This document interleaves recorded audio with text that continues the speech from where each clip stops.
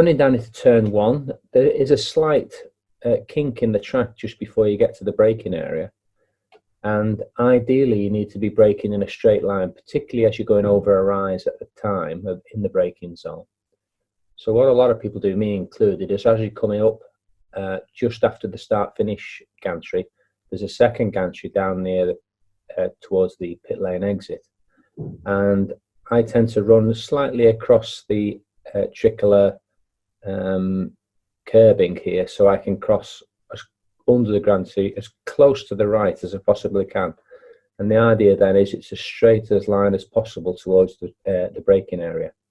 One thing I would like to warn people about is just at the crest of the rise here, where the pit lane more or less finishes, but just before the braking area, right on the crest, if you're on a superbike and you're on full noise with it still full throttle, you can actually quite often get a little bit of a wheelie, which is quite alarming at thick end of 200 mile an hour when you're just about to break into a corner. So as long as you're aware of it, it's not too dramatic then. But either way, right from the right hand side of the track, we try to straight line in towards turn one. You can't really see much of the corner till you get quite close, but you're down to about 50 yards, which is roughly your tipping point, before you can actually see anything of the corner, because from the tipping point it starts to climb ever so slightly all the way around and up towards turn two.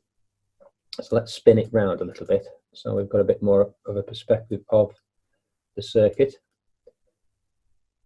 Now again, it might show it a little bit better, but you can start to see here the incline climbing all the way through the corner. You can tell because of the landscape change here more than anything else.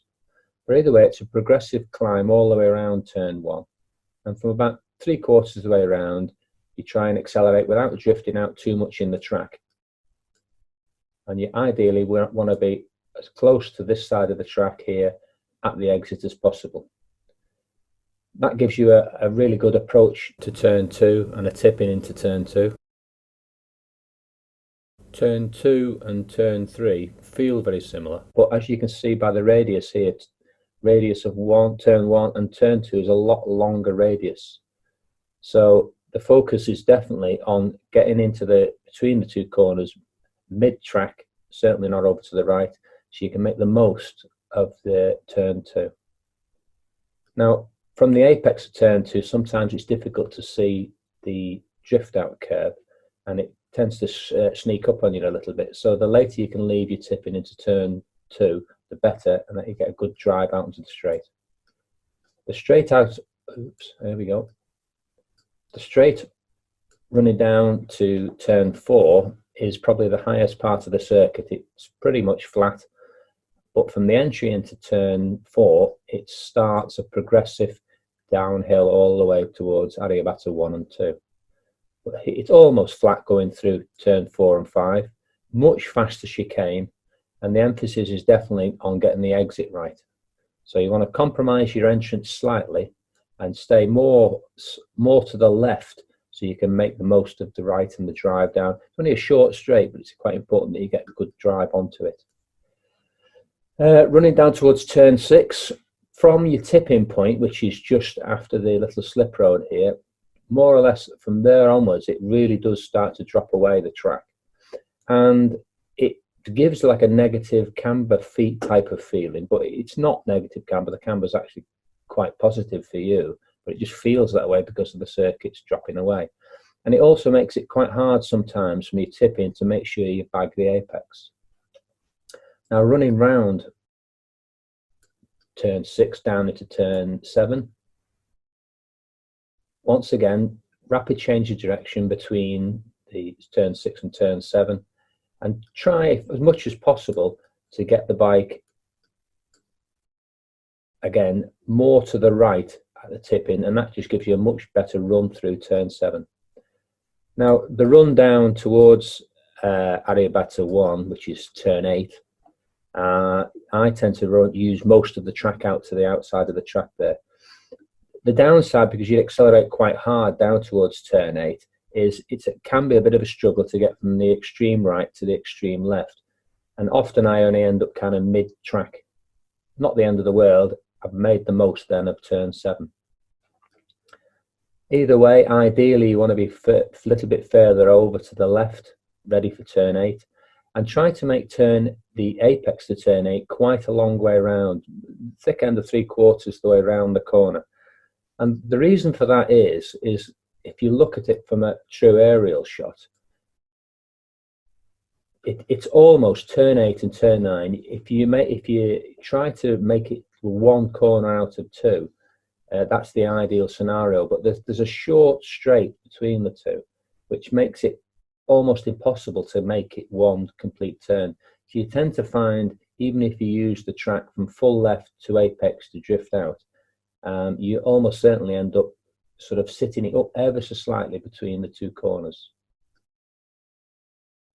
Either way, running in towards turn 9, which is Aryabhata 2, this is the lowest part of the track here, and from this point onwards you're climbing up towards turn 10.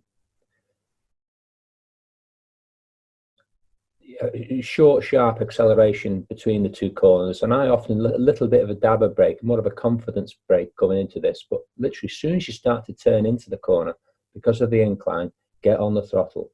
Not particularly to accelerate at this point, but the hill naturally kills the speed, so you need to be on a positive throttle going into the corner.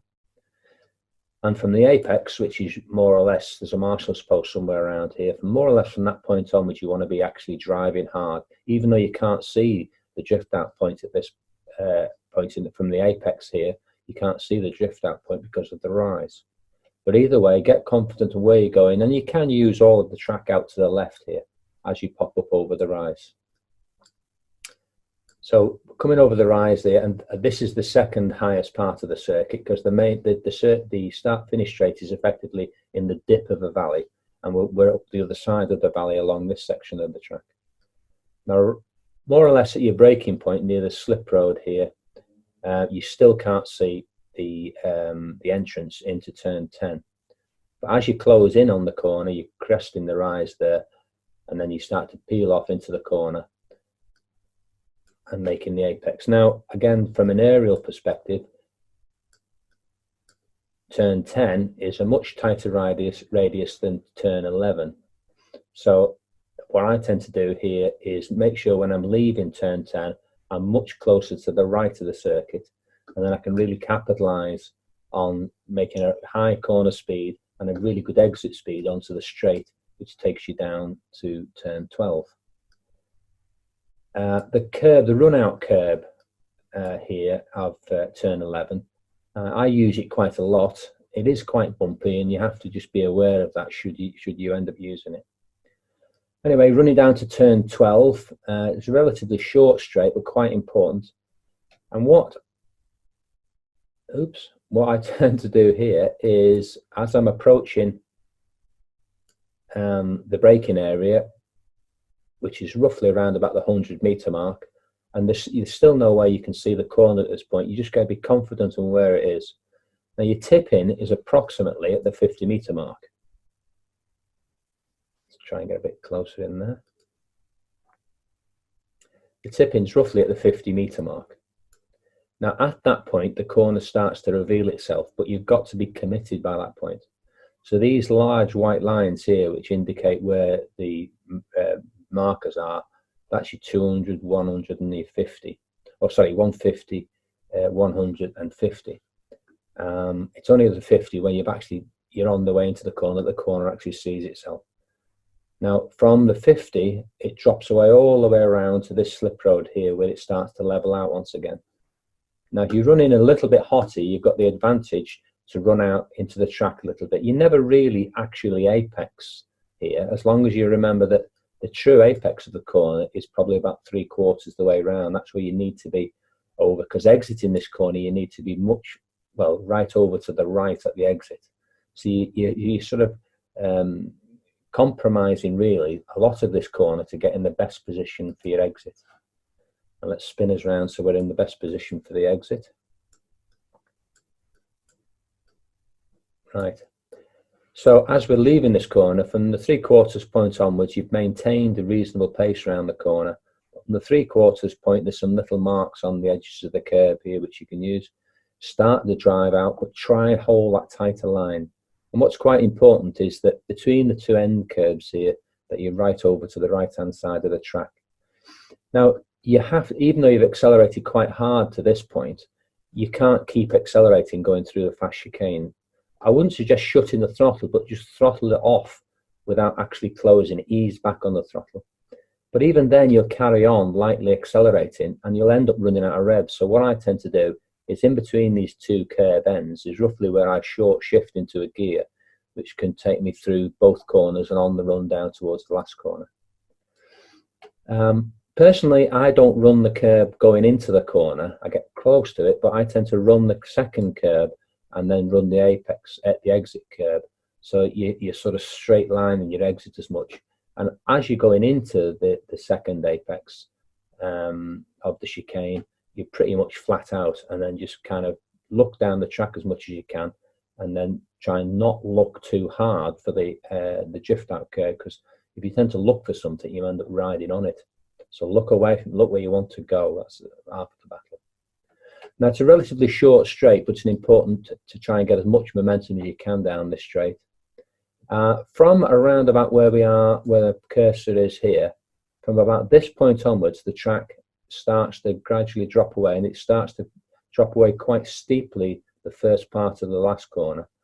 But by the exit of the corner, you've leveled out once again, and the lowest point is roughly where you're coming into the pit lane area. There's a few bumps and ripples on the approach as you're tipping into the corner, which do unsettle the bike. So do really hard braking to start with, but after you've committed to the corner, you've started to peel in, start to tail off your brakes, so that you're not braking too hard as this curb starts here, because this is where the bumps are, and you're just making the tyre work particularly hard at that point. Let's get another perspective. Right, let's get it right. There we go. The ideally best place to be is on the exit of this corner, is about 3/4 of the way around, is quite close to the curb on the left hand side. If you're running hot, again, you can run out to mid-track, recover, and then progressively get yourself back over towards the left. Now, where this little arm cog juts out here, there's a little orange section of it. And as you're coming round here, about just over half, coming up to 3/4, that long before you can see the straight itself, you can clock this little bit of orange marker. Now, as you see that, it's time to go. It really is time to really start to develop the throttle.